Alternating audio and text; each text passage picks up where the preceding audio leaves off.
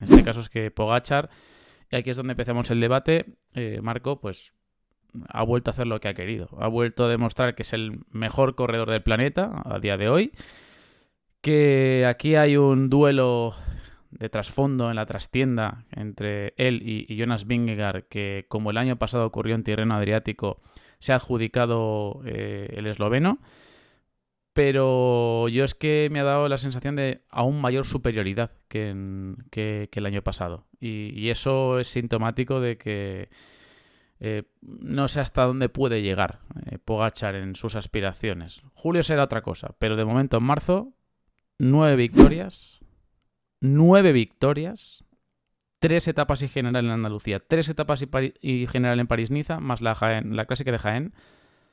Mm, es lo que avalan a un corredor de leyenda, porque es un corredor de época, ya lo podemos decir. Sí, sí.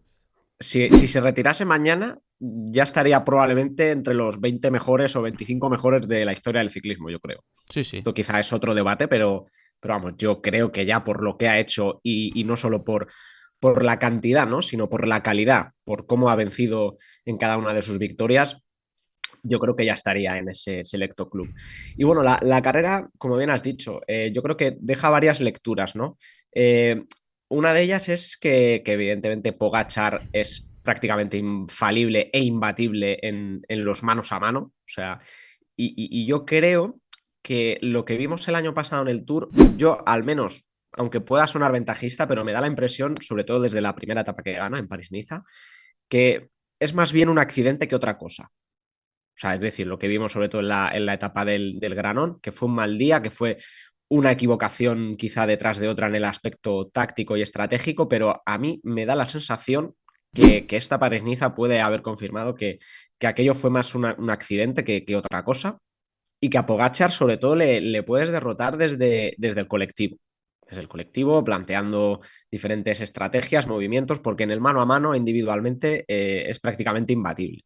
Y de hecho te puede vencer como quiera. O sea, es que estos días además las victorias han sido de diferentes maneras, ¿no? Porque ha arrasado en solitario en 2 días, pero también el día que hizo mucho calor, el de la segunda etapa, ahí las fuerzas quizás estaban más equilibradas y dio una versión más cerebral que en otras ocasiones Mm, no le hemos visto, ¿no? Y yo creo que eso también demuestra un poco que quizá ha podido aprender o sacar lecturas positivas de la derrota, si lo queremos calificar como derrota, del pasado Tour de Francia. Y dijo, oye, no me voy a cebar, que vengan estos dos, que me uno a ellos otra vez y luego sé que les puedo ganar en el sprint porque soy más rápido. O sea, que al final es un poco que está, yo creo, también sabiendo leer mejor las carreras y sabiendo aprovechar sus condiciones dependiendo del contexto, ¿no? Y bueno, y la segunda lectura es que realmente lo que hemos visto no es nada distinto a lo que ya vivimos el año pasado en Tirreno Adriático, ¿no? Donde también arrasó a hombres como Jonas Vingegaard y luego pasó lo que pasó en el mm. Giro, ¿no? O sea, perdón, en el Tour de Francia. Con lo cual estamos un poco en un déjà vu, en la misma tesitura que el año pasado. Ahora, ¿vamos a ver lo mismo en el Tour de Francia? A mí me cuesta creerlo. A mí me cuesta creerlo. ¿Que Vingegaard le pueda ganar u otro corredor? Perfecto. Pero que vuelva a cometer los mismos errores, a mí me cuesta bastante. Yo creo que este año está sabiendo atacar bien, o sea, eligiendo bien dónde pegar el tiro y luego ya lo analizaremos, pero evidentemente si al final el Jumbo no decide apostar por Primoz Roglic para el Tour de Francia una vez que termine el Giro, a mí se me hace muy cuesta arriba pensar que desde el colectivo le puedan meter mano, porque al final Pogachar sabe que tiene que salir a por Vingegaard, lo demás no le debe preocupar. Entonces yo creo que desde el punto de vista táctico, pues lo tiene mucho más fácil en ese sentido. Y bueno, pues poco más que añadir, como bien has dicho. Ha repetido el patrón de Vuelta a Andalucía, 3 etapas y general. O sea, Sí. es que es un escándalo.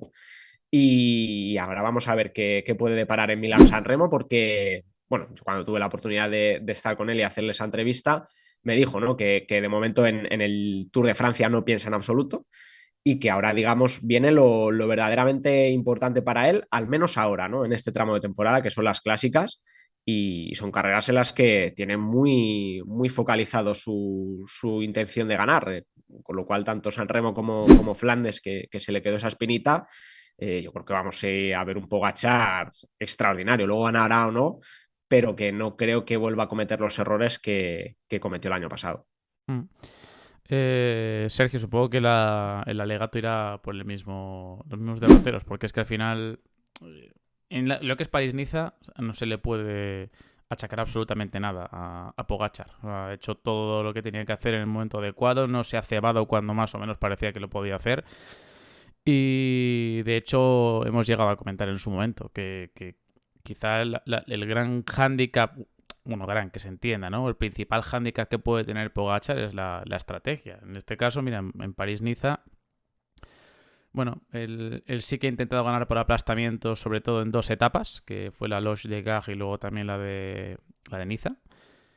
Pero luego sí que, por ejemplo, en Puyol se le vio, pues eso, como ha dicho Marco, ¿no? Esa manera de atemperar un poco los ánimos y saber que quizá lo más lógico ahí para ganar la etapa, al no estar tan superlativo como lo había estado el día anterior en la montaña, pues que quizá era mucho mejor aguantar con Cody, que propusieran tanto Vingegaard como el francés su carrera y él tratar de aguantar y rematar al final. O sea que ahí también ha dado un pequeño pasito hacia adelante dentro de, insisto, los pocos defectos que puede tener este corredor.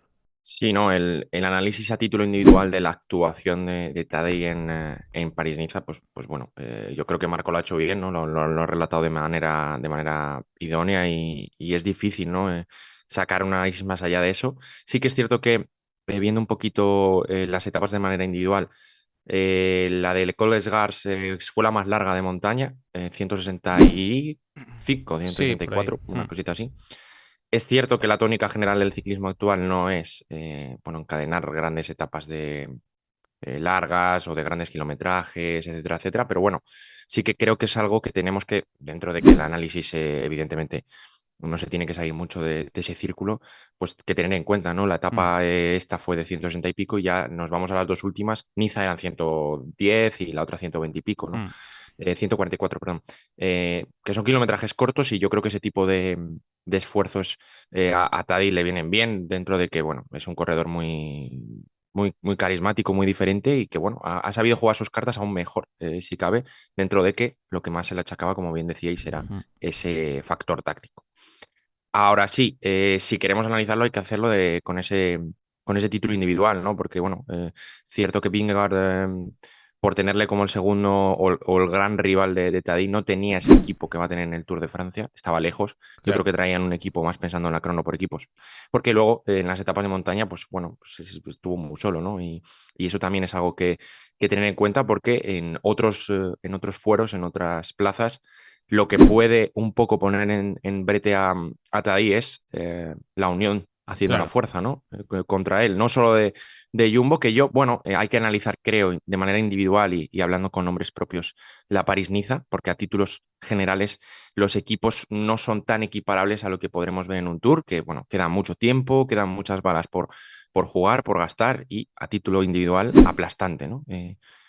Esa victoria de Tadej, Mm, que yo creo que pues ha ganado en todas las partidas que se han jugado en la carrera y ha vuelto a demostrar que es un corredor que se quiere comer el mundo y que se quiere correr el mm. ciclismo. Yo creo que es evidente que todavía es muy pronto para decir, joder, es que Pogachar va a arrasar en el Tour de Francia. Si sigue esta tendencia, Yo no he claro. dicho eso, de todas maneras, quiero decir. No, no, por eso, pero bueno, que yo ya he escuchado, he visto y he leído que Vingegaard lo va a tener en chino para ganar a Pogachar.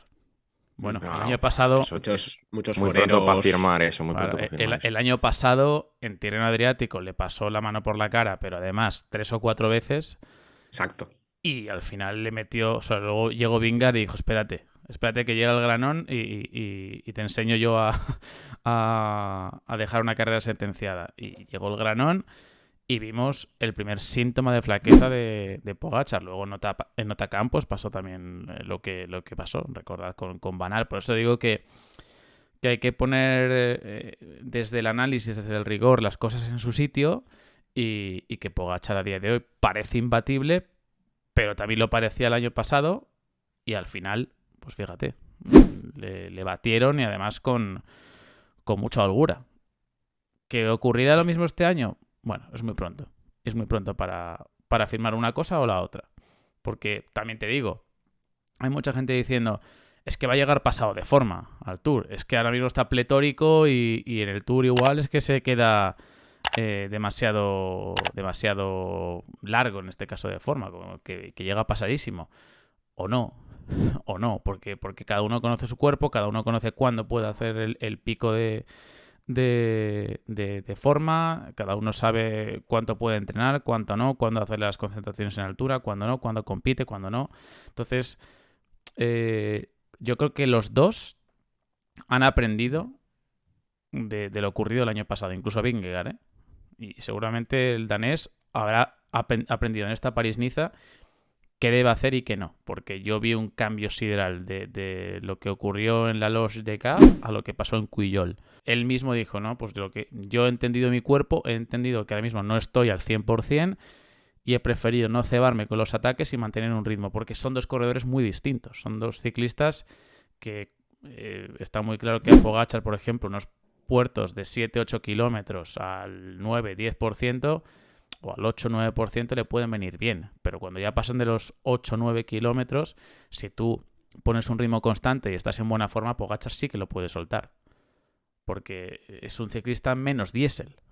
Lo cual, por ejemplo, Vingegaard reúne primero la condición de ciclista que puede alargar un poquito más un esfuerzo largo durante varios kilómetros, cosa que quizá no puede hacer Pogačar, y además a un ritmo muy alto. Entonces hay que encontrar un poco el equilibrio de cada uno para llegar al Tour de Francia en las mejores condiciones y aprovechar todas esas oportunidades que puedan tener uno y otro en la carrera.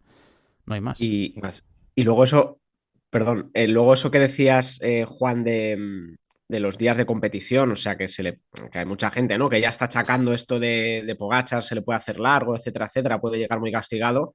Es que no olvidemos que Pogačar va a hacer temporada de clásicas y si hace 5 clásicas son 5 días de competición. Y Claro. si luego no compite tanto y Vingegaard, por ejemplo, por decir, va al Dauphiné, que son 8 días, pues las 5 o 6 clásicas que se mete Pogačar son 8 días de competición que tiene Vingegaard en Dauphiné. O sea, con diferentes esfuerzos, diferentes contextos, pero lo que me refiero es que al final son muchas carreras, pero a nivel de esfuerzos no son tantos. Claro.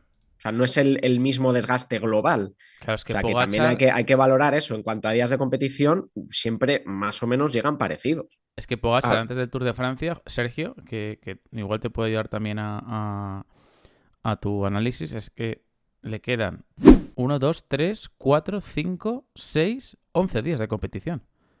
Si todo va bien, ¿eh? Claro. Porque es Milán-San Remo a través de Flandes, Tour de Flandes, Amstel, Flecha, Lieja, Tour de Eslovenia y Tour. 11 días sí, le quedan. al final es que yo creo que al final son conjeturas porque no tenemos acceso a la caja negra del avión, ni el del avión llamado Jumbo, ni del avión llamado UAE, porque es que hay que tener en cuenta en la gestión de cargas ya no solo los días de competición, sino las cargas de entrenamiento que vaya a haber, es que son demasiadas cosas a analizar de cara a un Tour de Francia como para saber, sobre todo a día de hoy, cómo pueden llegar ambos a esa carrera, ¿no? Es cierto que uno hace clásicas, otro hace, por ejemplo, Dauphiné, distintos calendarios, pero Bueno, son tantas cosas en un ciclismo actual y y Vingegaard tampoco, en teoría va a Ichulia también, os quiero decir. claro, Vamos a ver. pero es una incógnita, porque es que al final estamos hablando de Itzulia, de Dauphiné, y yo qué sé, tampoco estamos teniendo en cuenta de que uno se ponga malo, el otro tenga una caída, el otro. O sea, que quiero decir que es ciclismo, ¿no? Es un deporte más, es profesionalismo. Podemos analizar lo que ha pasado, pero es a veces difícil saber analizar lo que va a pasar la semana que viene y ya analizar lo que va a pasar dentro de tantos meses es mucho más complicado, ¿no?